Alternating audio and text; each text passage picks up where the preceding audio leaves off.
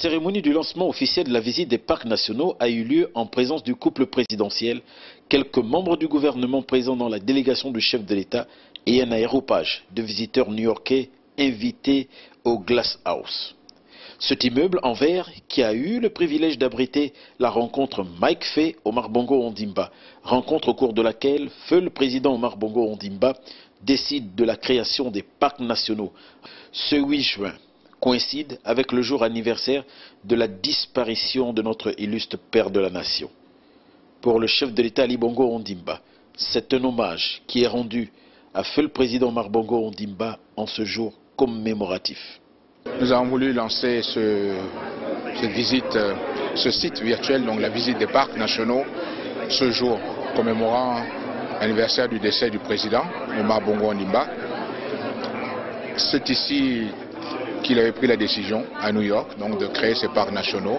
Et c'est donc ici, ce 8 juin, nous avons voulu aussi lui rendre hommage de créer donc et de lancer la visite virtuelle donc, de tous nos parcs nationaux. Donc c'est en même temps c'est un moment empreint d'émotion et pour nous, nous avons souhaité lui rendre hommage et montrer que nous sommes ses successeurs et que nous poursuivons son œuvre. Au sortir de son entretien avec Mike Faye ici au Glass House, Omar Bongo Ondimba crée en 2002 les parcs nationaux. Pour le reste, la visite virtuelle permet aux visiteurs de voyager dans les méandres de la forêt équatoriale gabonaise. Un voyage qui permet à la fois de connaître l'étendue des 13 parcs nationaux, ce qu'ils représentent en termes d'espèces animales, de la flore, bref, un écosystème riche par la diversité des espèces les plus emblématiques du Gabon. Puis, la variété de son environnement forestier, environnement fait de forêts denses, de plateaux, de vastes étendues de plaines.